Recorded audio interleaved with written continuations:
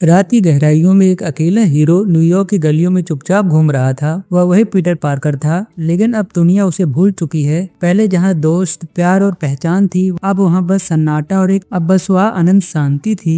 अभी recently MCU ने Tom Holland वाले स्पाइडरमैन 4 का मूवी टाइटल अनाउंस कर दिया है। तो स्पाइडरमैन नो वे होम की घटनाओं के बाद जब डॉक्टर स्ट्रेंज के जादू ने पूरी दुनिया से पीटर पार्कर का नाम और पहचान मिटा दी, तब से उसकी जिंदगी पूरी तरह बदल गई थी। उसके पास अब कोई दोस्त नहीं था, एमजे उसे पहचानती भी नहीं थी और हैप्पी होगन तक को उसका नाम याद नहीं था। लेकिन असली हीरो वही होता है जो अंधेरे में भी उम्मीद की रोशनी देखता है। 2026 में आने वाली स्पाइडरमैन की अगली फिल्म का नाम रखा गया है स्पाइडरमैन ब्रांड न्यू डे। इस नाम के पीछे एक बहुत ही खास कहानी छुपी है। अगर आपने मार्वल कॉमिक्स की वन मोर डे पढ़ी है तो आपको तो ये बहुत ही कंट्रोवर्शियल कहानी थी, जिसमें पीटर पार्कर ने अपनी जिंदगी का सबसे मुश्किल समझौता किया था। कॉमिक्स में जब सिविल वॉर के बाद पीटर ने अपनी पहचान दुनिया को बता दी थी, तब उसके सबसे करीबी लोग खतरे में आ गए थे। एक हमले में आंट में बुरी तरीके से घायल हो जाती हैं। तब पीटर और एमजे के सामने एक रहस्यमय शक्ति आई, मेफिस्टो, जो कि मार्वल का एक खतरनाक डीमन है। उसने पीटर को एक प्रस्ताव दिया, तुम्हारी आंट में को मैं बचा सकता हूँ, लेकिन बदले में तुम्हारी और एमजे की शादी और साथ बिताया हर पल खत्म हो जाएगा। पीटर और एमजे ने भारी मन से यह बलिदान दिया। मेफिस्टो ने अपना जादू चलाया और अगले ही दिन जब पीटर उठा तो सब कुछ बदल चुका था।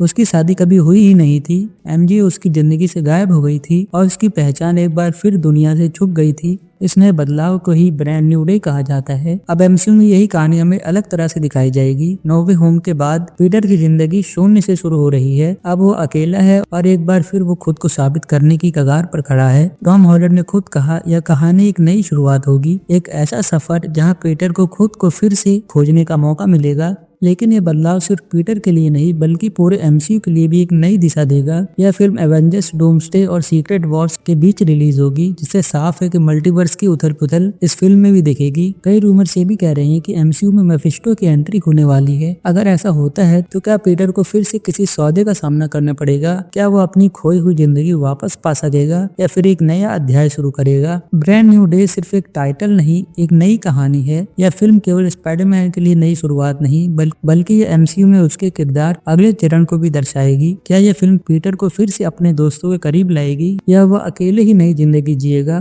यह सवाल अब तक एक रहस्य बना हुआ है, लेकिन एक बात तो तय है, स्पाइडरमैन ब्रांड न्यू डे वह फिल्म होगी जो टॉम हॉलैंड के स्पाइडरमैन के सफर को एक नया मोड़ देगी। तो स्पाइडरमैन ब्रांड न्यू डे 31 जुलाई 2026 को रिलीज होने वाली है, यानी कि पहले फैंटास्टिक फोर, फिर एवेंजर्स डूम्सडे, फिर स्पाइडरमैन ब्रांड न्यू डे और फिर सीक्रेट वॉर्स। ये होने वाला है मार्वल का phase 6। Thank you for watching.